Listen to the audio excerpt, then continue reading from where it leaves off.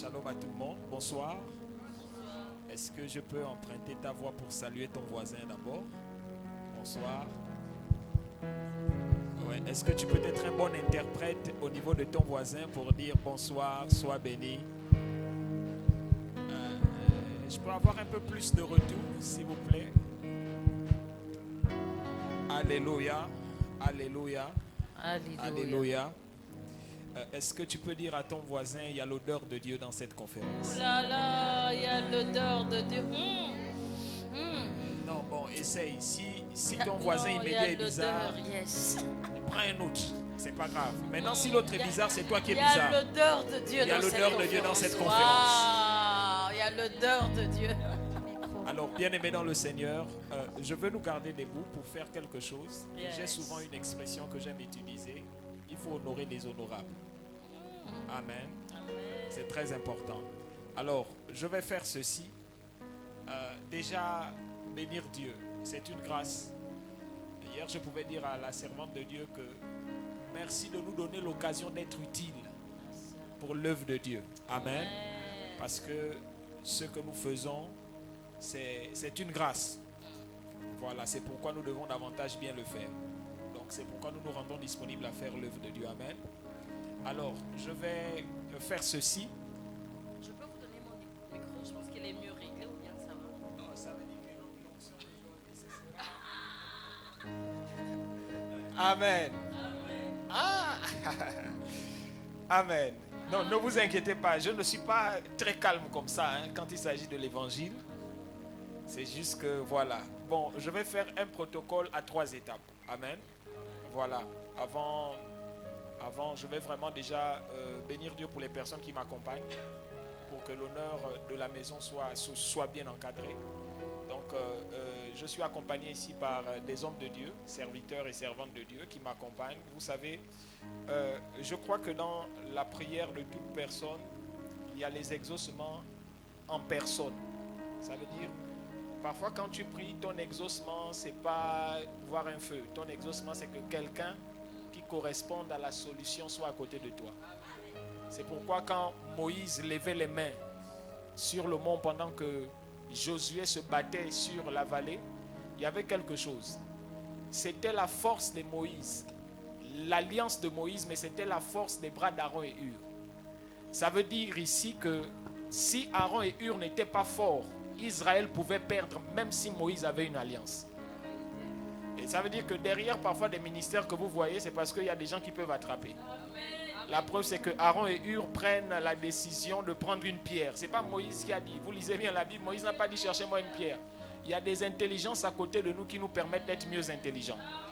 Et je bénis Dieu pour ses collaborateurs. C'est des hommes de Dieu très bien. Ils sont nombreux. Je pense que d'ici demain, après-demain, jusqu'à dimanche, on aura l'occasion de les connaître. Donc, en tête desquels il y a le pasteur Chandrel ici. C'est mon pasteur assistant à Libreville. Amen. Un homme de Dieu, loin, humble, simple, comme Jésus même, authentique. Amen. Il y a aussi l'homme de Dieu, lui, il vient tout droit, il est rentré, il prend encore un peu le bain du pays. Il était en Afrique de l'Ouest. Docteur Chris, il est aussi pasteur assistant. Voilà. Alors, il y a 2 cerveaux associés davantage au ministère, dans l'organisation, dans la gestion de plusieurs choses. D'accord, c'est mes filles dans la foi et dans le ministère. On a servi ensemble à Kigali. Elles sont venues ici. Dieu a fait grâce. Amen. J'ai aimé lire ça, Église de faiseurs de rois. Je me sens déjà un peu à la maison. En fait, on est de la génération des gens qui ne chôment pas. Donc, c'est-à-dire que le temps que tu termines les études, quelqu'un devait dire Amen ici. S'il y a des gens qui étudient. Le temps que tu termines les études, c'est les recruteurs qui sont en train de se battre déjà pour avoir ton profit. Amen. Et aussitôt rentrées, elles sont directement en exercice ici à Libreville. Donc, Lynn Briola, responsable en matière d'organisation. Et Sarah Elena, responsable trésorerie des questions juridiques. Amen. Voilà, je voudrais bénir exceptionnellement l'homme de Dieu, le ministre Aimé. C'est quelqu'un que je connais. Ça va faire déjà quand même beaucoup d'années. Et quand je l'ai connu, il était déjà très actif dans les choses de Dieu. C'est quelqu'un, en tout cas, qui est toujours un motivateur, toujours un rassembleur. il est capable de prendre des gens même s'ils ne sont pas de son assemblée. Lui, son problème, ce n'est pas une affaire d'assemblée. Son problème, c'est servir Dieu. Amen. Et vraiment, je bénis Dieu pour la façon dont Dieu l'utilise. Amen. Et hier, j'ai encore été béni. Quelle révélation. My God. Alors, maintenant, comme je disais, l'honneur aux honorables. J'ai été fasciné. Vous savez, le plus souvent, ce qui vous donne une idée de comment vous voyez les gens, c'est la façon dont le premier contact s'établit. N'est-ce pas? Dès que j'ai vu ce pasteur hier, elle est sortie, on s'est salué. Elle a donné ses premières paroles. J'ai dit, je crois que nous sommes de la même race. Et dès que je suis arrivé dans son bureau, en parlant seulement, elle a donné 3 textes bibliques. Moi, j'aime les choses de la Bible. Donc, dès qu'elle a déjà parlé de texte, j'ai dit, ok, c'est bon. Et vraiment, c'est une servante de Dieu. Je me dis, est-ce que le Gabon sait? En fait, non, est-ce que le Gabon sait que nous avons des gens comme ça au Gabon? Amen. Et je vais vraiment l'honorer. En profitant, je vais honorer également le père de la maison qui n'est pas là. C'est une grâce. La chair coûte cher. Hein? C'est tenir derrière la chair, dans la chair, ça coûte très cher encore. Donc, vous comprenez ici que si on me donne l'occasion de parler de Dieu ici, c'est parce qu'il y a une autorisation divine qui est passée aussi par un homme. Permettez-moi de célébrer le Seigneur. Est-ce qu'on peut mettre leur image, s'il vous plaît, pour le couple pastoral Onanga? La façon dont tu acclames, c'est la façon dont l'honneur vient à toi.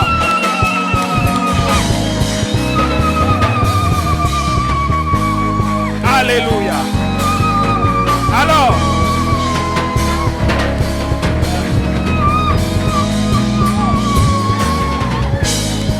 merci encore, servante de Dieu. Vraiment, merci de nous accueillir. Merci de nous donner cette occasion de servir Dieu ensemble. Merci à tout le leadership, à tous les responsables, tous les ministres, les pasteurs, assistants, tout le monde. Merci encore pour votre présence, les chantres. Que Dieu vous bénisse. Et maintenant, est-ce qu'on peut prendre la dernière énergie qui nous reste, si tu es sûr que tu n'as pas emprunté les mains aux voisins? Est-ce qu'on peut prendre cette dernière énergie pour acclamer un seul? Lui-même, quand on parle de lui, les cieux et la terre ne peuvent le contenir. Alléluia, il s'appelle Jésus.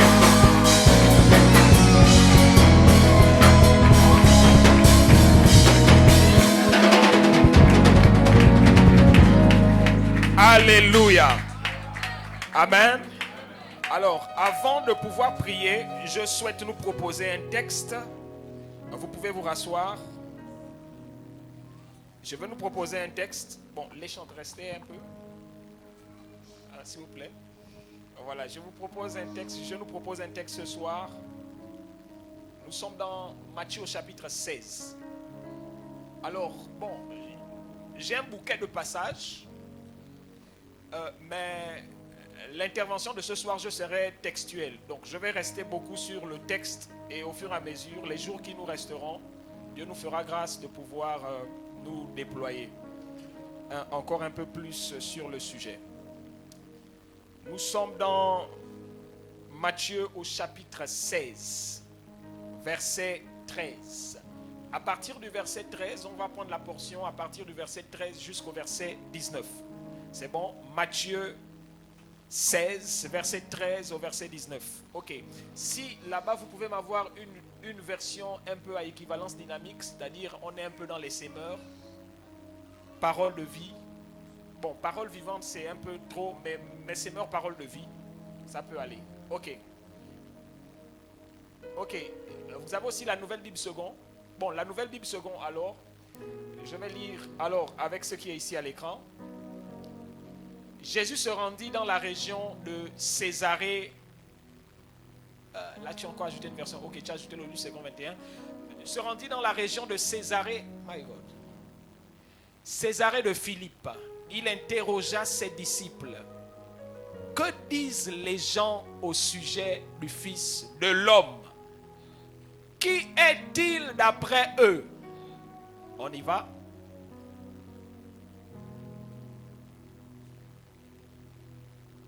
Ils répondirent, pour les uns, c'est Jean-Baptiste, pour d'autres, Élie, pour d'autres encore, Jérémie, ou un autre prophète. Donc, ça dit que les gens connaissaient Jésus, là, c'était une affaire de loterie, quoi.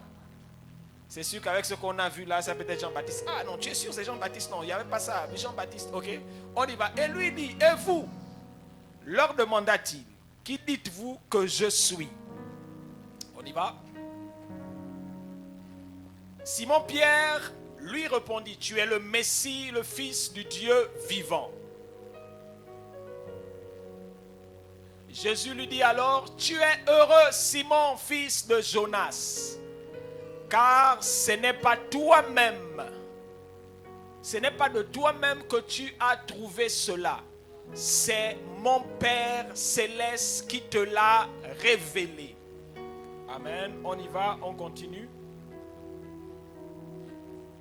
Verset 18. Et moi, je te déclare, tu es Pierre, et sur cette pierre, je bâtirai mon église, contre laquelle la mort elle-même ne pourra rien. Oh yes. Le verset 19, pour chuter. Je te donnerai les clés du royaume des cieux. Tout ce que tu interdiras sur la terre sera interdit aux yeux de Dieu.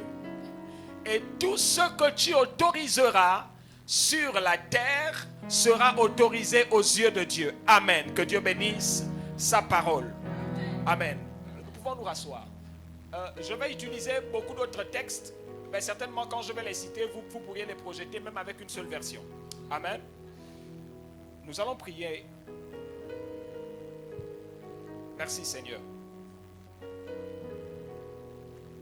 Merci Seigneur. Ta parole est ointe. Prends la braise, touche mes lèvres.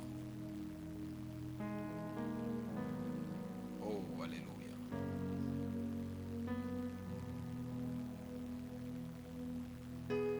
Tu es le Dieu de cette maison.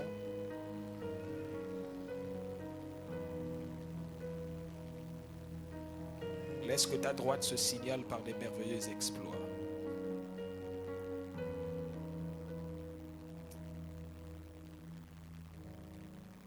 Jésus, tu es, juste avec les voix et le piano. Jésus, tu es. Jésus, tu es. J'étais sur le même ton.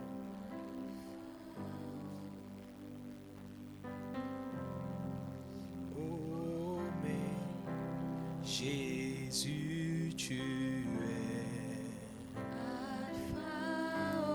Jésus, tu es. Oméga. Ce soir commence avec nous, Alpha. Alpha. Ce soir termine avec nous, Oméga. Oméga. Nous avons besoin de toi, Alpha, Oméga. Alpha. Car tu es glorifié, Oméga. Oméga. Nous nous attendons à toi, Alpha, Oméga. Alpha. Nous te désirons, Alpha, Oméga. Oméga. Oui, nous te voulons, Alpha, Oméga. Alpha. Tu es l'éternel, Alpha, Oméga. Oméga. Car tu es l'éternel, Alpha, Oméga. Alpha. Éternel, tu es vivant, Alpha. Oméga. Tu as dit dans ta parole, tu es le commencement Alpha. et la fin de toutes choses. Oméga. Alors que l'Église t'élève ce soir, Alpha. car tu es glorifié, Oméga. glorifié, Alpha. Alpha, Oh, tu es glorifié, Oméga.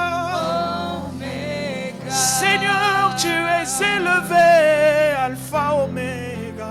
Alpha, Seigneur, tu es honoré, Alpha, Oméga. Omega. Seigneur, tu es célébré, Alpha, Oméga. Alpha, Seigneur, tu es glorifié, Alpha, Oméga. Oh oui, Jésus, tu es. Alpha, Jésus, tu es. Omega. Ce soir, tu es.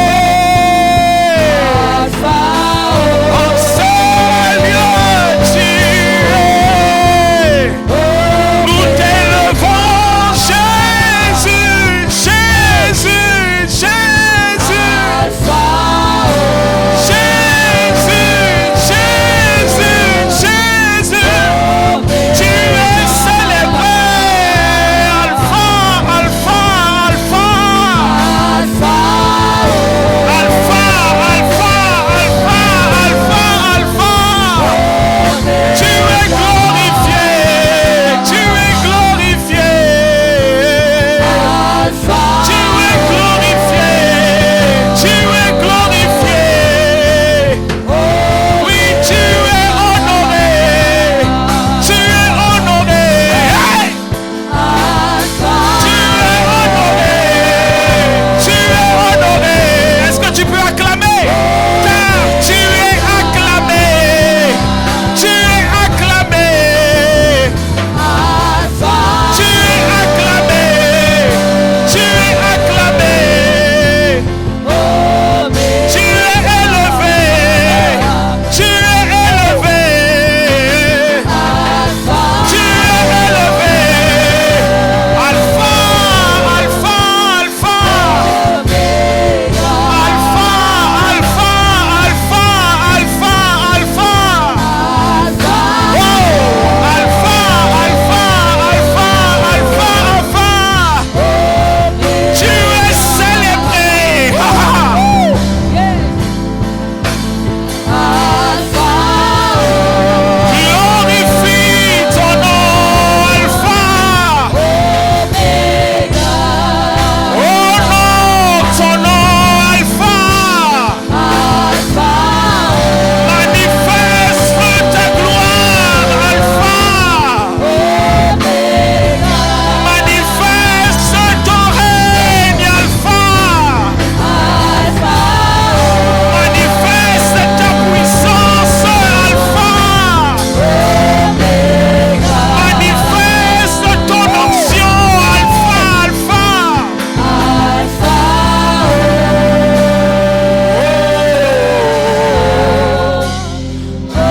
Omega. Est-ce qu'il y a des gens qui peuvent libérer des langues ici, des langues d'en haut? Vas-y, fais-le. Sature cette atmosphère d'un climat divin.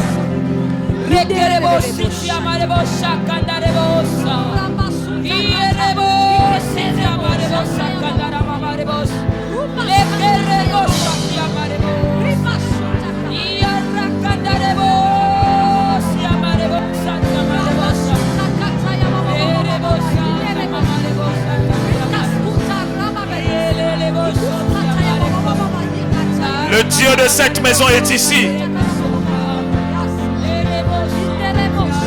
Le Dieu de ces lieux est ici.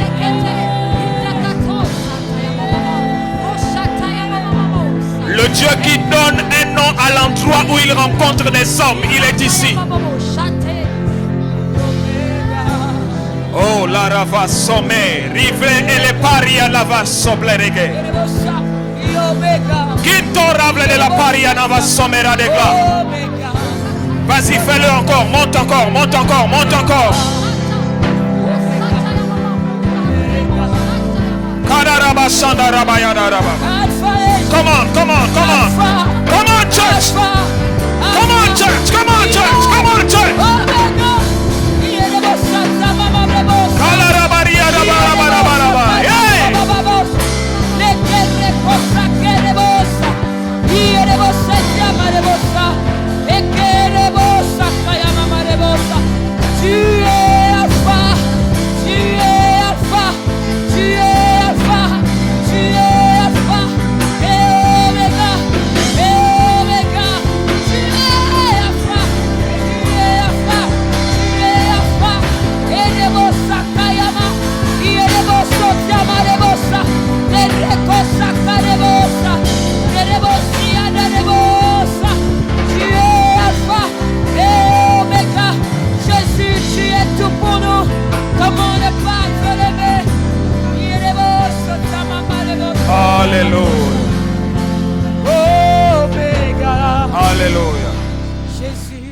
Alléluia. Tu es Alléluia. Alpha. Alléluia. Alléluia. Tu Merci es Jésus. Omega. Amène-nous sur ce rocher que nous ne pouvons atteindre par notre propre force. Que ton nom soit glorifié. Au nom de Jésus. Au nom de Jésus. Amen. Amen. Amen. Amen. Amen. Merci. Que Dieu vous bénisse. Mais tu peux rester m'accompagner un peu avec les sons. Merci. Vous pouvez vous rasseoir royalement. Je suis dans la maison où c'est des rois et des reines qui sont là, dans la maison de la noblesse. Alors, hier, nous avons été richement bénis. Donc, je ne vais peut-être pas faire l'économie de ce qu'on a appris hier. Je vais directement entrer dans la matière de ce soir. Et à partir de ce soir, je vais aborder quelques aspects. Certes, on sera un peu dans l'enseignement, mais peut-être que nous allons naviguer entre enseignement et prédication. Le thème que je vais partager avec nous ce soir, le sous-thème de ce soir, c'est Epignosis, 2 points, la révolution par la révélation. Epignosis, la révolution par la révélation. Amen. Amen. Alors le texte qu'on vient de lire, c'est un texte où Jésus arrive, il est avec ses disciples. Amen.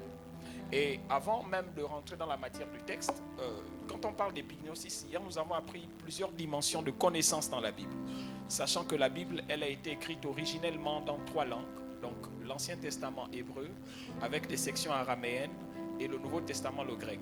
Donc alors, il y a plusieurs termes qui peuvent parler de connaissance. Donc on a vu hier, il y a oïda, d'accord. On a vu hier, il y a ginosko. Et ensuite avec les préfixes qui peuvent exister pour proginosko, d'accord. Et ensuite aujourd'hui nous parlons d'épignosis. Mais quand on parle d'épignosis, en fait c'est 2 mots. D'accord, on a un préfixe épi et on a gnoxis. Donc, gnoxis qui vient, vous voyez, on parle aujourd'hui de ce qu'on appelle la gnose, c'est la connaissance. D'accord, voilà, à tel point qu'il y a même des prêtres qui sont des prêtres gnostiques, donc qui sont liés à la connaissance. Maintenant, quand on parle d'épi, c'est en fait en anglais c'est upon, donc au-dessus, sur, d'accord. Donc, quand on parle d'épignosis, en fait, on est en train de parler d'un type de connaissance qui est une connaissance expérientielle, expérimentale, une connaissance correcte et claire, d'accord? Ça veut dire que c'est une connaissance qui est aussi liée aux expériences. Donc pourquoi? Parce que vous allez voir, par exemple, pour ceux qui ont un peu fait beaucoup de bouquins, vous avez lu la philosophie, et dans la philosophie, il y avait beaucoup de courants. Dans plusieurs courants, on avait des écoles comme les épicuriens et tout le reste. Après, il y a eu un courant qu'on a appelé la philosophie empirique. C'est un concept. Quand on parle de l'empirisme, c'était quoi? C'est comme le fait de connaître à partir d'une expérience. Il y a des philosophes qui ont écrit dessus. Par exemple, vous pourrez chercher, je pense qu'il y a John Locke et tous ces gens-là. Donc, et quand on parle de l'empirisme, c'est-à-dire, il définissait la connaissance de l'homme comme une table rase sur laquelle on mettait les choses. Donc, à partir des expériences que les gens faisaient, ils avaient un certain niveau de connaissance. Amen. Maintenant, en fait, là, je suis en train d'aller quelque part. Je vous dis, ne me suivez pas, je ne suis pas timide comme ça. D'accord? Maintenant, en fait, quand on parle maintenant de cette connaissance, vous allez vous rendre compte qu'ici, Dieu a vraiment... La Bible est très intentionnelle. Dans Jean au chapitre 17, on a lu ce texte hier. Le verset 3, la Bible dit « Or la vie éternelle ». J'ai un problème parce que vous savez, nous à l'église, on a beaucoup donné des définitions de la vie éternelle. N'est-ce pas? Mais Jésus lui-même, celui qui vient du ciel, ça veut dire que celui qui a la bonne version en ce qui concerne la doc de Dieu. Donc quand il vient, il dit « Or la vie éternelle ». Maintenant, il y a un problème. La vie éternelle ici, nous on a souvent pensé que c'est la vie qu'on a quand on meurt. Après la mort. Non, la vie éternelle a 2 dimensions. Elle a une dimension qualitative et quantitative. Ça veut dire c'est une vie en fait lorsqu'on l'a, elle ne finit pas. Parce qu'on vit même après la mort. Et la vie qualitative, donc c'est la façon de... en fait, la qualité de vie de Dieu. Mais maintenant, Jésus il dit, or la vie éternelle c'est qu'ils te connaissent. Donc ça veut dire ici que dans la qualité de vie, qui est la vie éternelle, c'est le fait que l'homme rentre en contact avec toi. Vous êtes avec moi? En fait, en d'autres termes, la vie éternelle, c'est le fait que Dieu vive en nous. Mais sauf qu'en fait, maintenant, comment? La connaissance, en fait, le fait que Dieu nous enseigne, le fait que Dieu nous donne ses paroles, c'est la meilleure manière que Dieu utilise pour nous rendre comme lui, parce que ses paroles ont la matière première de ce qu'il est même. Vous êtes avec moi? En fait, que là, je ne suis même pas dans mon thème de ce soir. Hein. Là, je suis juste en train d'essayer. Est-ce que vous voyez un peu? Donc, quand on dit maintenant qu'ils te connaissent, en fait, regardez, pourquoi nous avons la parole de Dieu? Nous avons la parole de Dieu pour être comme Dieu. Donc, en fait, amen, ça va? Ça va pour tout le monde? Alors, donc, quand Jésus est en train de parler maintenant de la vie éternelle ici, nous nous rendons compte que donc c'est une qualité de vie qui est expérimentale en fonction du point de contact, de la communion et de l'intimité qui existe entre le fait que l'homme qui a la vie éternelle soit en intimité avec Dieu. Mais pour être en intimité avec Dieu, on l'est par Jésus. C'est pourquoi Jésus dans Jean 14 verset 6 il dit « Je suis le chemin, la vérité, nul ne vient. » Et la Bible est très claire, la Bible n'a pas dit « nul ne va ». Ça veut dire que si lui il dit je suis le chemin, la vérité, la vie, nul ne vient. Ça veut dire que là où le Père est lui-même, il est là. Même maintenant, il explique que pour quitter de là où le Père est et de là où vous êtes pour arriver là, il faut passer par lui. C'est pourquoi il dit ici qu'il est l'image visible du Dieu invisible. Ça veut dire qu'ici, il vient nous donner une version claire de ce que Dieu veut que nous soyons nous-mêmes. Amen. Alors, donc quand on parle de connaissance ici, ça veut dire que vous comprenez maintenant avec moi que la connaissance n'est pas juste une affaire de lire un verset. La connaissance n'est pas juste une affaire de venir danser. La connaissance est bien plus vaste que ça. La connaissance de Dieu. Alors, quand on parle maintenant de la révélation, c'est quoi? J'explique un peu les termes pour que quand on prenne la fusion d'école, j'espère que personne ne va se perdre en plein vol. Alors, la révélation, quand on dit une chose est révélée, d'accord? La chose qui est révélée, c'est une chose normalement qui existe déjà, mais qui n'est pas à la portée de la personne, d'accord? En fait, à qui on donne cette information. Vous êtes avec moi? Si je vous dis, je vous révèle un secret, pour vous c'est inconnu, mais pour moi c'est connu. Donc en fait, la révélation, c'est le fait, c'est comme le transport qui existe entre ce qui n'est pas connu et ce qui devient connu. Je prends un exemple simple. Vous voyez par exemple là, dans la façon avec laquelle je suis vêtu, je vous dis ceci. J'ai une chaussette marron. Je vous ai dit cela. Vous avez l'information que j'ai la chaussette marron. Si je vous montre la chaussette, vous allez voir que j'ai la chaussette marron. Si maman pasteur, Raïssa vous dit que le pasteur a une chaussette marron, vous allez voir que vous allez savoir que j'ai la chaussette marron. Mais maintenant, en fait, le problème ici, c'est que vous avez l'information de la chaussette marron, mais la façon dont l'information est venue par vous, c'est la révélation. Donc, les voies qui sont utilisées pour vous permettre d'avoir une information. En fait, vous voyez, quand on dit que Dieu nous parle, mais maintenant Dieu utilise des voies pour nous parler, il utilise des canaux. Mais en fait, ces canaux-là transportent la parole de Dieu. En fait, le problème ici, c'est que si vous questionnez trop la façon dont vous avez reçu l'information, le plus important, ce n'est pas d'abord la façon, c'est d'abord l'information. Donc vous comprenez ici que donc, dans le fait de vous parler, je vous transmets quelque chose. Donc derrière les paroles de Dieu, il y a une véritable intention de Dieu de rendre les gens qui l'écoutent d'une certaine manière. Vous êtes avec moi? Ça va? On peut maintenant aller? Donc, je vais parler, quand je parle de révélation ce soir, je vais parler de révélation de connaissance et tout le reste. Donc ce soir, je vais partager quand même quelques implications. Mais nous allons entrer dans le texte que nous avons utilisé. Écoutez, alors nous sommes, tu peux changer de mélodie s'il te plaît. Nous sommes dans une histoire que j'ai lue, j'ai relue. J'ai déjà prêché sur cette histoire plusieurs fois et je me suis rendu compte qu'à chaque fois, vraiment, la Bible est une ressource intarissable. Alors, Jésus arrive avec des gens qu'il a appelés. Pour la petite histoire, c'est vrai qu'il peut y avoir des soucis de chronologie dans les évangiles. Mais il appelle ces gars sensiblement, même dans Marc 3, vous voyez, à partir du verset 14, il les appelle. Et quand il les appelle, il arrive, il les appelle pour deux choses. La première, c'est pour être avec lui et ensuite pour les envoyer. Vous savez, le problème que nous avons, c'est parce qu'on a des gens qui veulent parler d'un Dieu qu'ils ne connaissent pas. Alors que Jésus lui-même, avant d'envoyer, il a créé la proximité. Ça veut dire que vous ne pouvez pas aller annoncer un message que vous n'avez pas compris. Vous ne pouvez pas... Amen. Je parle à quelqu'un ici. Alors donc Jésus, ici, il parle avec des gens. Et lorsque vous étudiez bien la Bible, vous allez vous rendre compte que techniquement, Jésus a passé beaucoup de temps avec ses disciples. Plus de 60% de son temps de ministère, c'était avec ses disciples. Et alors il dit, il s'arrête à un niveau. Il est en train de marcher et à un territoire qu'on appelle Césarée de Philippe. Je ne sais pas si j'aurai le temps vraiment d'explorer toute cette matière. Mais il arrive et il dit, bon,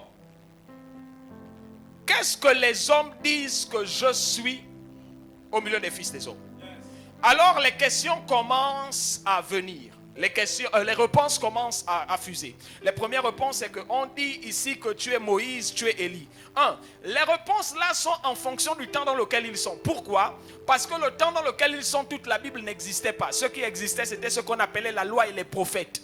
Donc symbolisé par Moïse et par Élie. Ça veut dire qu'ils répondaient en fonction du crédit de connaissance que eux ils avaient. Ils n'avaient pas une autre version pour comprendre en fait le personnage qui était devant eux. Il fallait qu'ils fassent référence. Ils disent les autres. Mais j'ai un autre problème ici, pasteur. C'est que le problème, c'est que eux, ils font une sous-traitance. En fait, ils ont une information de Jésus de seconde main. Est-ce que je peux aller? Le problème, c'est que donc, eux, ils disent que, en fait, tu es ce que, en fait, pour eux, selon les hommes, ils prennent les versions des hommes pour qualifier quelqu'un qui est avec eux. Mais il y a ce problème des versions des hommes dans l'église. En fait, je prie parce que j'aime seulement comment le pasteur la prêche. Pasteur, j'ai aimé la prédication, mais tu es loin de Jésus. Non. Une révélation de seconde main. Je prie et je lève ma main ce soir que nous ne soyons pas des chrétiens de ce siècle de révélation de seconde main. Tu ne vas pas vivre une chrétienté occasion Belgique.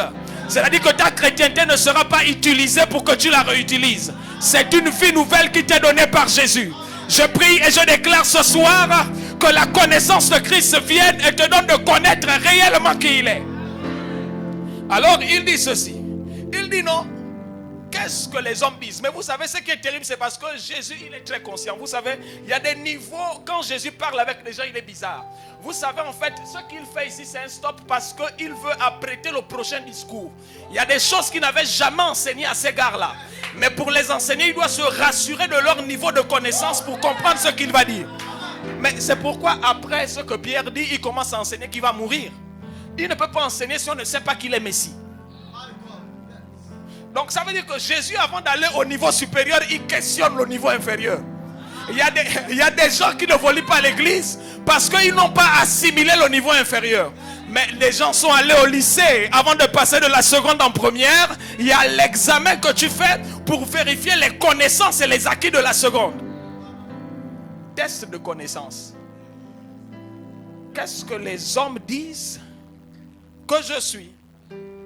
Et effectivement, les réponses qu'ils donnent, c'est les réponses des hommes. Mais or que Jésus a envie d'introduire un mouvement divin au milieu des hommes, mais la réponse ne peut pas venir des hommes. En fait, maintenant, ce qui se passe, c'est que Jésus sait que le ciel est sur le point de donner une information capitale.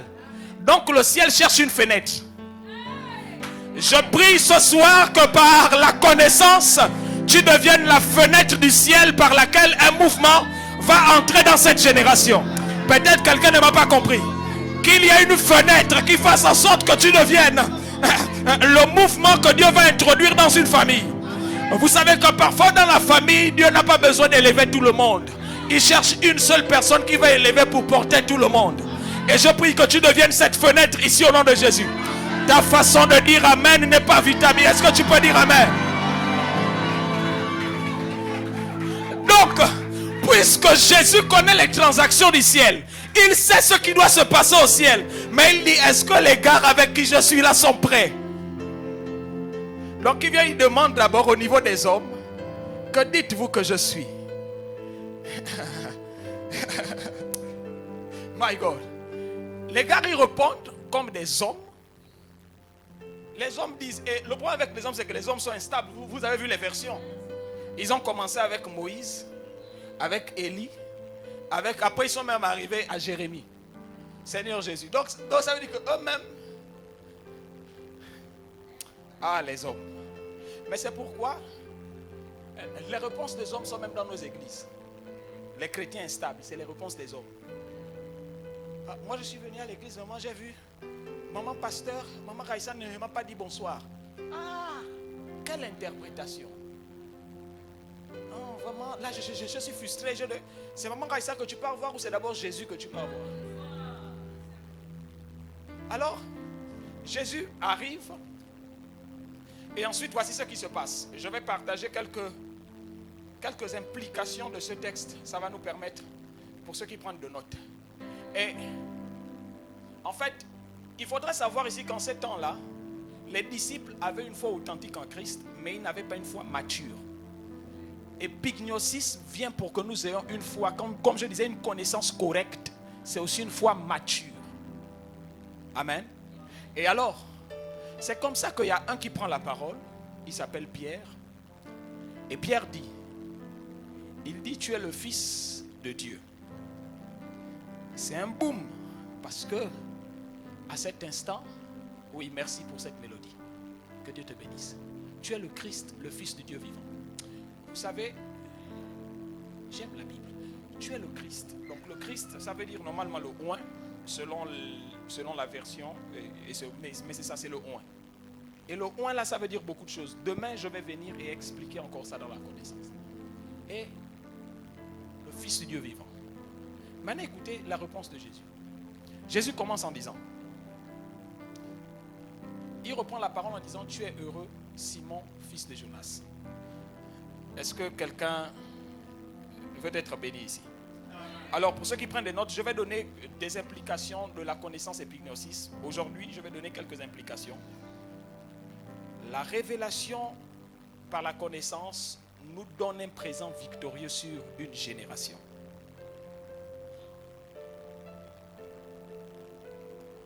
Regardez. Ce qui est bizarre, c'est parce que je disais à un de mes fils dans la foi, je lui ai dit, tu sais, fils, le stylo peut coûter 150, hein, mais ça peut signer un chèque de 100 millions.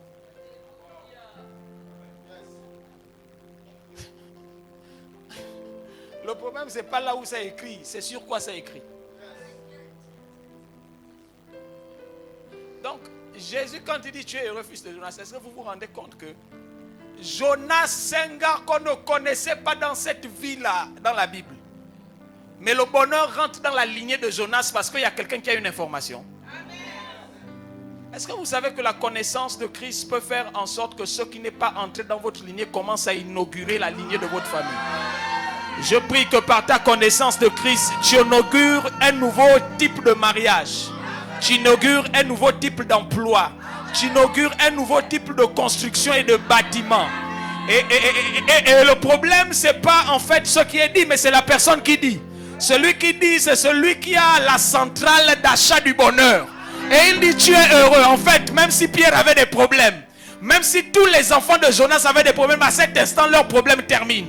Parce que celui qui parle n'est pas quelqu'un qui est simple. C'est celui qui vient du ciel. Quand il dit, tu es heureux, fils de Jonas, j'ai envie de te dire, la connaissance va te placer au-dessus de ta génération. Ça veut dire que parce que tu connaîtras Christ, tu pourras montrer une différence de comment les choses pourront se faire. Donc, voici un bonheur. Donc, la connaissance de Christ ne vient pas seule. Elle est accompagnée de plusieurs choses. Vous êtes avec moi? Ça va? On peut continuer. Et l'autre chose, c'est que ça donne, la révélation vous donne un présent victorieux. La révélation est une parole avec des germes prophétiques. Ça veut dire, c'est une chose à l'instant où elle est déclarée, à l'instant où elle est connue, elle engage les opérateurs invisibles. Écoutez-moi, je vais vous expliquer ça avec ce texte de 1 Samuel au chapitre 10. Il y a un futur roi d'Israël, il s'appelle Saül. À cet instant, il rencontre Samuel. Et vous connaissez bien cette partie de la Bible, c'est le premier roi d'Israël d'ailleurs. Et cette partie de la Bible, vers le verset 6 et tout le reste, Samuel explique. Ma révérende, Samuel dit, après, Dieu ne t'a-t-il pas établi pour que tu sois le chef de son héritage? Après m'avoir laissé, tu vas rencontrer des hommes. Vous savez, la parole prophétique, c'est deux choses. La première, la parole prophétique, c'est une parole qui t'est annoncée pour te dire ce qui va se produire. Mais maintenant, écoutez la nuance. La deuxième, c'est que la parole prophétique, c'est une chose, c'est une parole qui t'est annoncée pour enfanter ce qui va arriver. En fait, quand Samuel dit, alors que quand tu m'auras quitté, tu vas arriver vers le sépulcre de Rachel, tu vas rencontrer deux hommes. Et ces hommes-là vont te dire, retourne. En fait, pendant que Samuel a dit ça, les pieds des hommes-là étaient activés. Quelqu'un voit ce que je dis ici? Et il dit, après tu vas rencontrer trois. Certains vont porter de la provision. Donc la parole prophétique donne même de la provision, la nourriture. Même la nourriture peut venir avec la parole prophétique. Et après il dit, après tu vas rencontrer une troupe de prophètes descendant du haut Dieu. Donc la parole prophétique ne peut pas amener que des hommes, elle peut aussi amener une atmosphère. Est-ce que je peux prêcher comme je le sens ici? En fait, le problème ici, vous devez savoir que ce que Pierre a créé quand il a dit tu es le Fils de Dieu, il n'a pas donné juste des paroles, il a amené une atmosphère. Et maintenant, dans une atmosphère, ça veut dire qu'il y a des facilitations, il y a des facilités qui entrent. Il y a un niveau où quand tu es dans l'atmosphère de la connaissance de Christ, les choses qui étaient difficiles commencent à être faciles. Est-ce que je peux prêcher à quelqu'un ici ce soir? La connaissance de Christ te fait arriver à un niveau où ce n'est plus les problèmes qui peuvent régner, c'est Christ. La connaissance de Christ amène au niveau où tes problèmes vont s'étouffer seuls et ils vont mourir. C'est pourquoi quand Jésus enseigne après, il dit priez en disant notre Père qui est. Ça veut dire qu'il n'est pas là où les problèmes des hommes existent. Quand tu veux être victorieux, étouffe tes problèmes. Fais-les mourir parce qu'ils ne peuvent pas monter là où il y a le trône. Parce que là où il y a le trône, c'est l'adoration. Et là où il y a l'adoration, les problèmes sont réglés. J'ai envie de dire, il y a des gens qui souffrent parce qu'ils ne connaissent pas le Dieu qu'ils servent. Et alors, Pierre a créé quelque chose de grave parce que le ciel est en ébullition. Ça veut dire ici qu'on se rend compte que le programme doit commencer parce que le Messie est connu. Le Messie est annoncé. Et je vais dire encore une autre implication, c'est que vous devez savoir. Donc, la première vérité que j'ai donnée ici, vous pouvez la prendre dans le verset 17. Une autre implication, c'est que la révélation, donc épignosis, par la connaissance, nous fait connaître Dieu pour qu'on se connaisse nous-mêmes. Ça veut dire il y a des gens qui veulent connaître ou ils veulent aller dans la vie sans connaître Dieu. Mais c'est une erreur grave, monumentale. Est-ce que vous vous rendez compte que c'est là où on parle maintenant de la mission de Pierre? Mais on ne parle pas de la mission de Pierre sans qu'on ne reconnaisse pas Jésus. Le problème c'est qu'il y a des gens qui viennent à l'église sans d'abord reconnaître Jésus. Mais ils vont se connaître comment? Pour te connaître, il faut connaître Dieu. Amen. Quelqu'un avec moi? Et Jésus dit, tu es Pierre et sur cette pierre, écoutez-moi, la révélation de Christ commence par affecter ton identité. Écoutez, quand il parle du bonheur, il dit Simon, fils de Jonas. Mais quand Pierre a fini de dire que tu es le Messie, il dit maintenant tu es Pierre. Ça veut dire que la qualité de ta révélation peut maintenant affecter la façon dont on va te remarquer et t'appeler et te connaître. Écoutez, vous n'avez pas remarqué que non, il y a des péchés qui collent des gens à la peau. Je vous prends un exemple biblique pour ne pas inventer. Jean au chapitre 8, on dit la femme adultère qui connaissait son nom. Mais à cause de ce qu'elle a fait, on lui a donné un nom. Mais à cause de ce que tu connais, on va te donner un nom. Hébron, je sais que vous aimez la parole ici. Ne soyez pas ici sans comprendre et sans recevoir ce que je suis en train d'annoncer ici. Et écoutez, à cause de ce que Pierre a eu à donner, vous savez pourquoi? Parce que Jésus veut amener ses disciples à un autre niveau. Mais il veut se rassurer que les disciples connaissent d'abord. Est-ce que vous savez qu'il y a des niveaux d'élévation qui sont dangereux quand il n'y a pas de connaissance? Je vous prends un exemple simple. Bon, si je dis ça, bon, heureusement on n'est pas en direct. Imaginez-vous un porte-parole d'une présidence qui ne sait pas parler. Ce n'est pas la honte d'une institution. Mais vous vous rendez compte que c'est un problème de manque de connaissance lié à une position. Donc il y a des positions où le manque de connaissance devient le danger permanent. En fait, quand Dieu te fait connaître des choses et pour te lever, c'est pour bénir. Maintenant, quand le diable veut aussi tuer, il peut prendre des gens qui ne connaissent pas les choses de Dieu et les élève. Il propage l'ignorance facilement. Pourquoi? Parce qu'on l'appelle le prince des ténèbres. Ténèbres vient d'ignorance, prince veut dire un peu premier. Donc il est le premier des ignorants. Il opère là où il y a l'ignorance. En fait, si le diable commence à te battre, c'est parce qu'il y a des choses que tu ne connais pas. Moi, j'ai envie de rappeler à ce gars-là qu'on appelle Satan. La Bible dit que Jésus dit dans Luc au chapitre 10 que je voyais Satan tomber. Quelqu'un qui tombe, c'est quelqu'un qui tombe même par la tête. C'est pourquoi à Golgotha on a dit le crâne. Donc la tête s'était tombée. C'est pourquoi quand Dieu a parlé depuis Genèse 3, il a dit on t'écrasera la tête.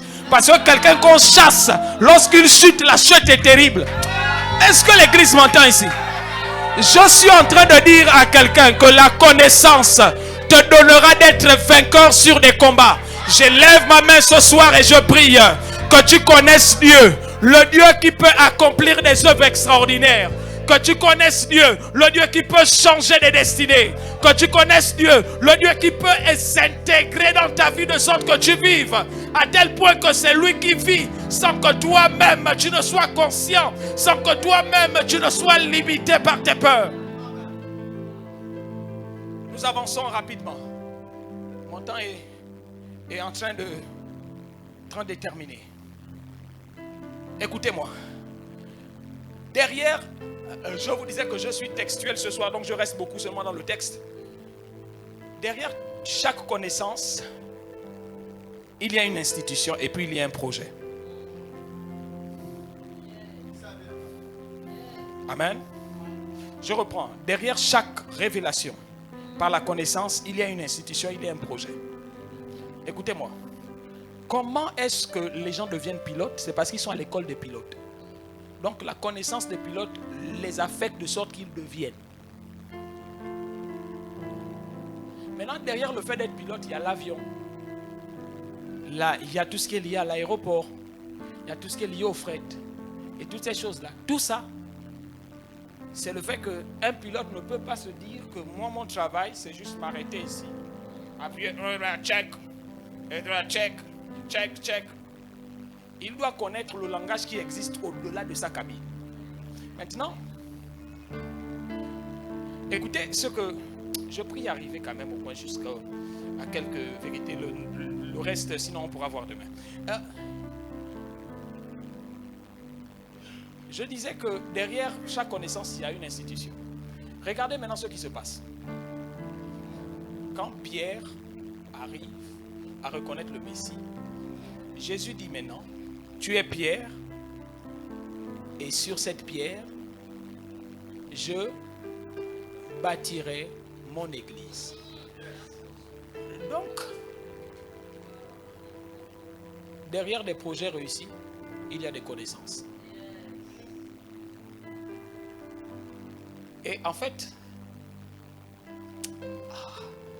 derrière ce que Jésus est en train de dire à Pierre, il y a le fait que...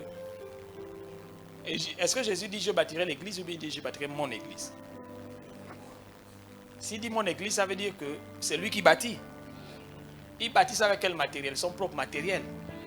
Mais tu es le Messie là, ce n'est pas le matériel qui vient du ciel, puisqu'il dit que c'est mon Père qui est dans les cieux qui t'a donné ça.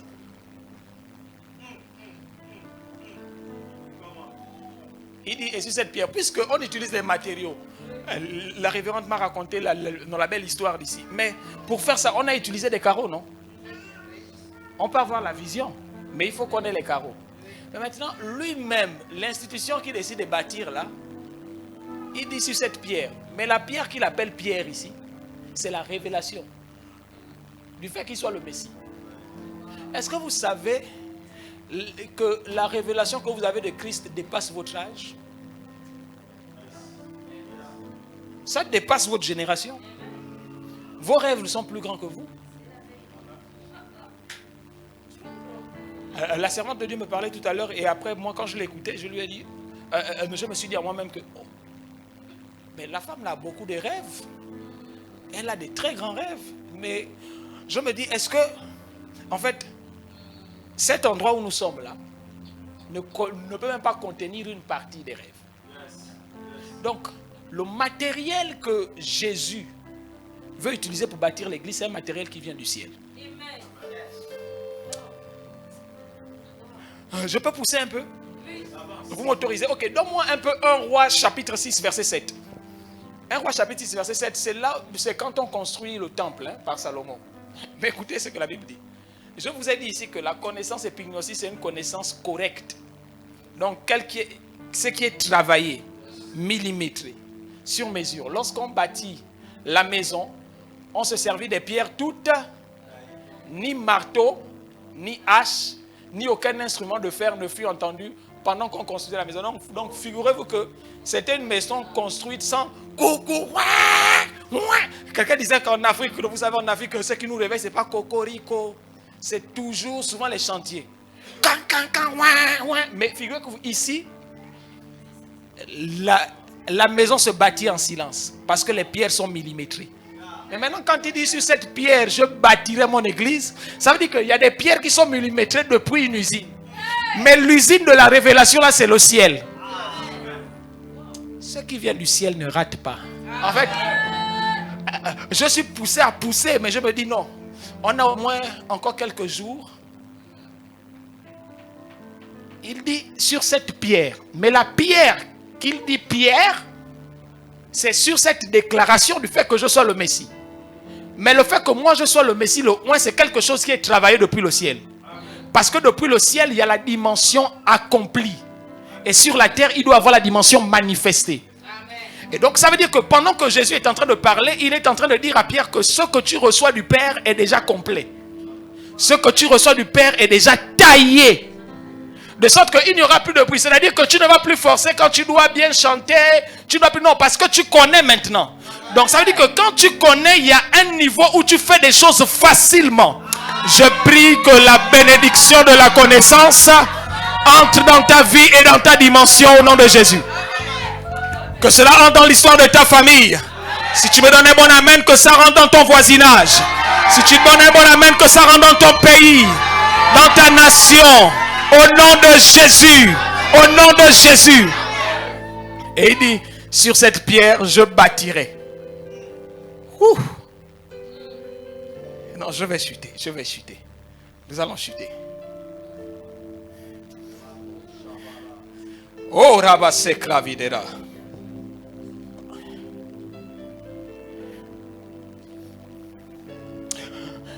Je priais le Saint-Esprit pendant que j'étais en train de préparer ces moments.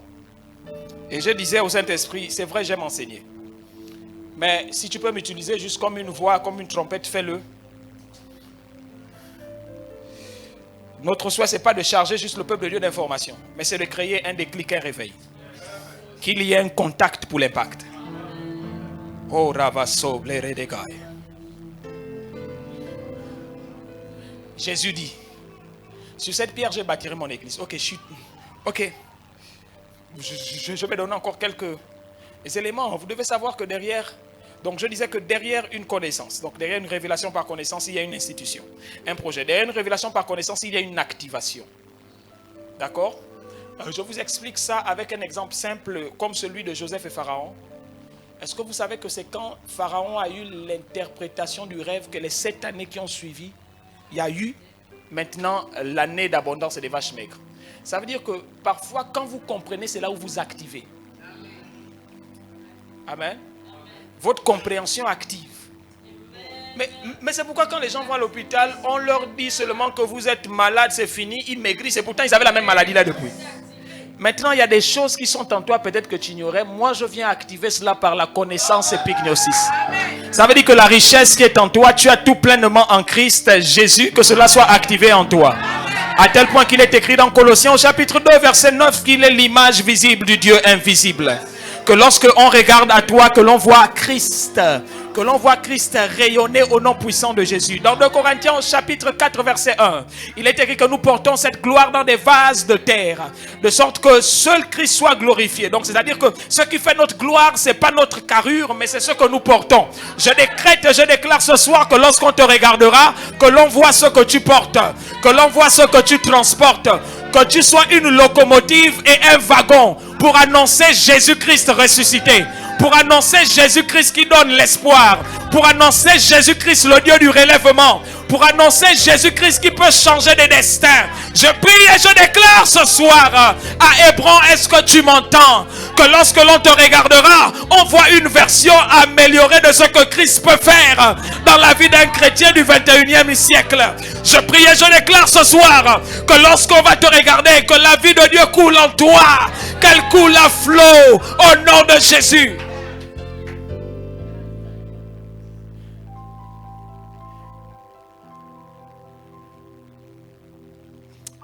Je vais terminer avec ce point, mais j'avais encore d'autres implications à donner, mais je vais m'arrêter là pour ce soir. La révélation de Christ nous donne accès à des niveaux supérieurs. C'est bon? C'est ce point que je choisis parce qu'il est un peu pas difficile en explication, mais je voulais expliquer ça à partir du verset. Allons un peu au verset 19 de notre texte. Verset 19. La connaissance de Christ, épignosis. Non, verset 19, chapitre de notre texte de base, comme je le disais. Matthieu 13.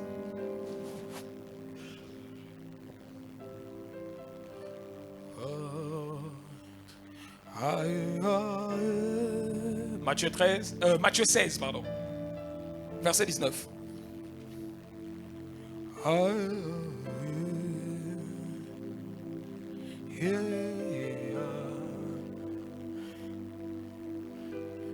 Je veux qu'on lise la première phrase surtout ensemble.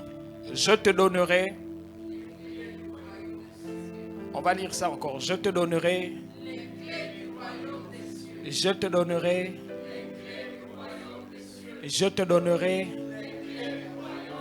Est-ce que vous vous rendez compte ici que on est dans une affaire biblique bizarre? Pierre parle au présent. Jésus parle au futur. Oh, Saint-Esprit, aide-moi. Jésus dit, je te donnerai les clés. Il n'a pas dit la clé. Les clés. Maintenant, 1. Vous savez pourquoi Jésus dit, je te donnerai? Parce que il n'est pas en possession de tous les trousseaux.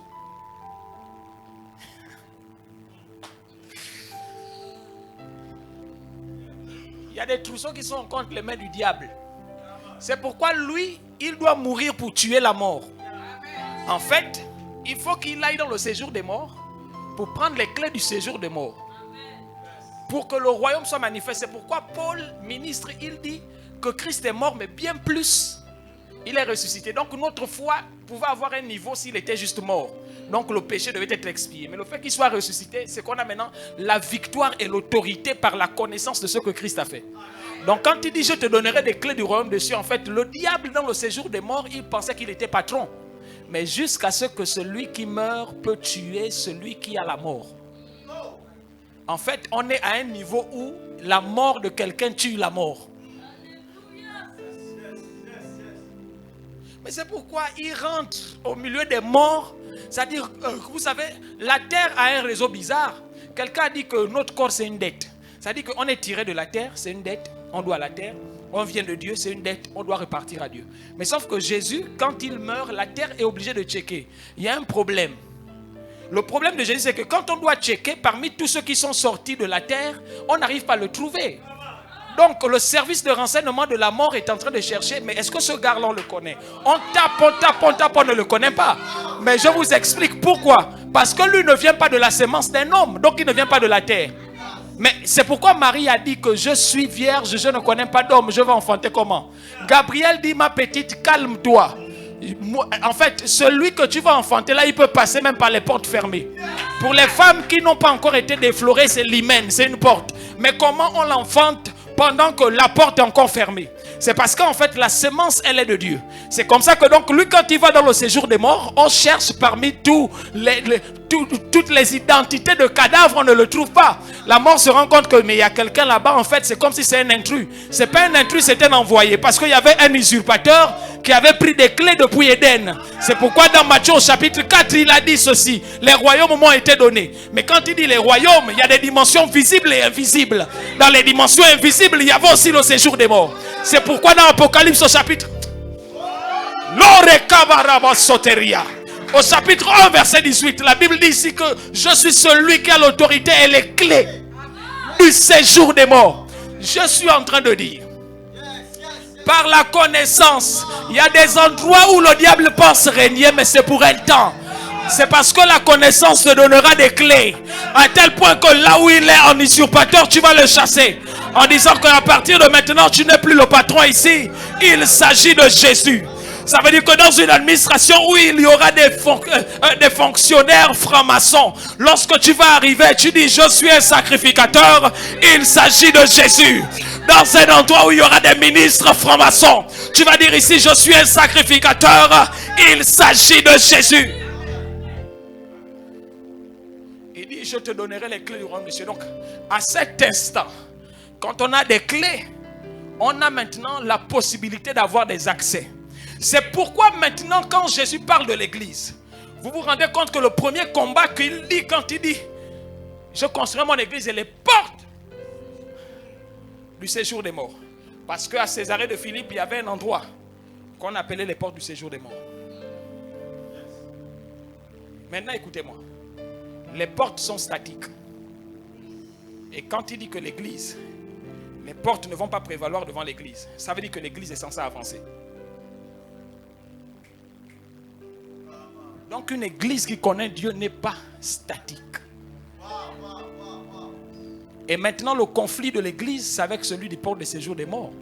Mais sauf que notre ministre nous a enseigné hier ici que si notre peuple meurt, c'est parce que il lui manque la connaissance. Donc la mort est liée au manque de connaissance. Donc le combat de l'église est un combat de connaissance.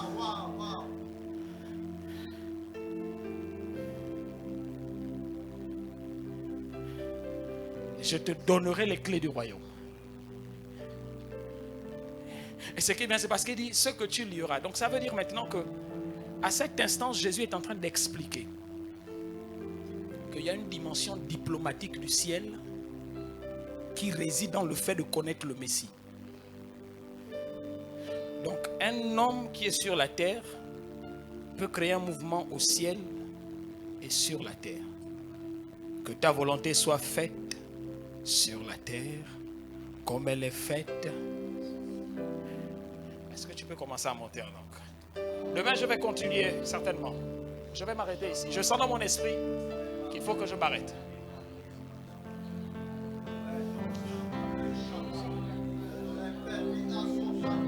Le seul point de prière que je vais te donner ce soir, prie en disant Seigneur, aiguise mon esprit pour que je te connaisse. Je ne veux pas une connaissance limitée par une seconde main. Oh, Dieu va oindre des personnes ici ce soir, je le sens, je le sens. Au virable de l'étang flairé bessi. Qu'on est ravé de la champaradi amanes. Quinto rable de la paille de glorosemi. Son terre fait l'éclair et de la somme gravissée. Chaneric la paradis à ma sonnevé. Les chants, vous pouvez m'aider? L'ori complet, les sons à maille de gras. Oh Dieu des actes de Dieu. Dieu de la présence de Dieu. Son ériclo effali se me régla. Arabaso pera de gaia rabasa darabaya. Vas-y, agite les eaux en toi. Va en langue si tu veux. Pendant 1 minute, fais-le. Shadarabalabaradiya baradababa. Erepaladia kamaraba sotolobo. Sonorique les paradis amande les bras à la chave. Gloré paille de glavasibe grada la bayanaba. Que ta destinée soit enfantée par la connaissance de Dieu. Une église prospère par la connaissance de Dieu. Une destinée transformée par la connaissance de Dieu.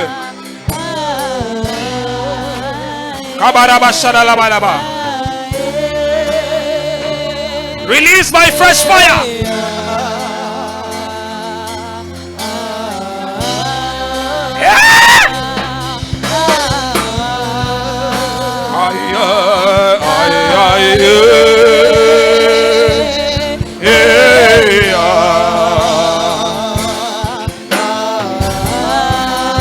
Vas-y, monte en prière, monte en prière.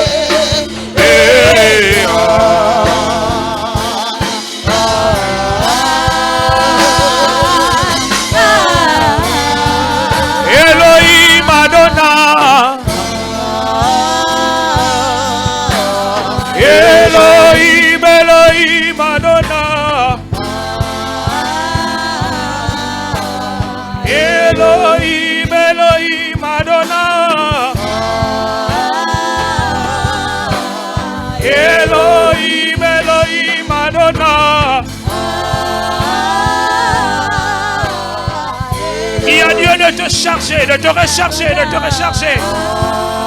Kidaraba Shadararia Manarabalaba. Erekete Lebranaria Manarabalaba.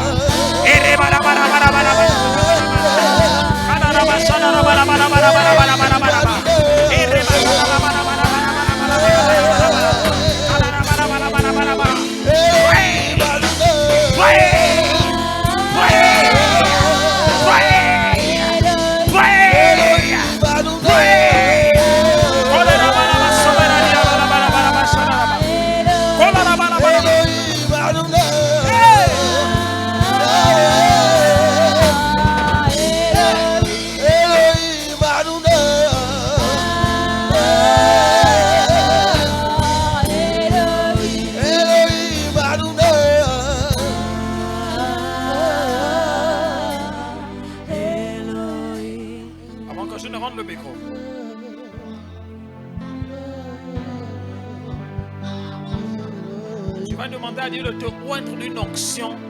Pour le connaître, une onction de connaissance. En fait, je sens un mouvement de Dieu ici dans cette salle.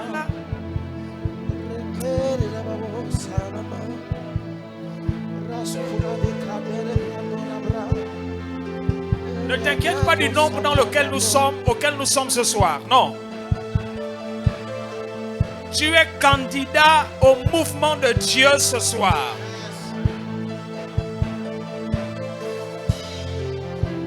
Son Héracle Marie des Gars.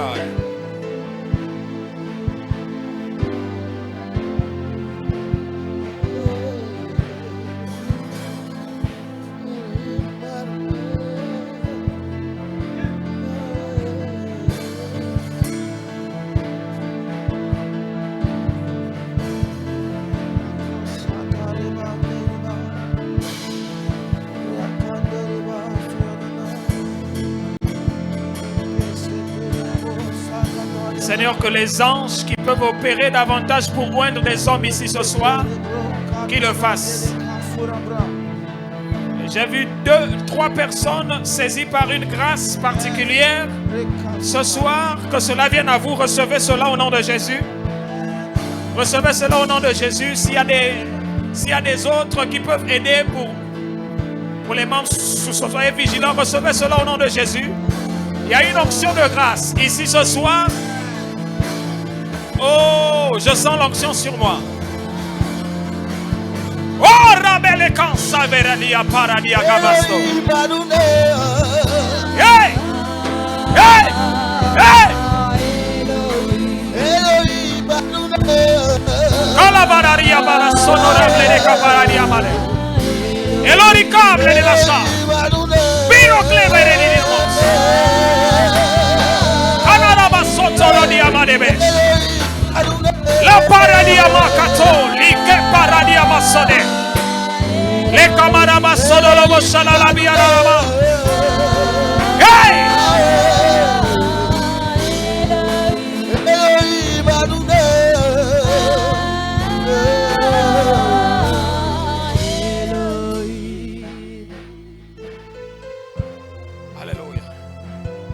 merci au Saint-Esprit. Tu peux dire merci au Saint-Esprit.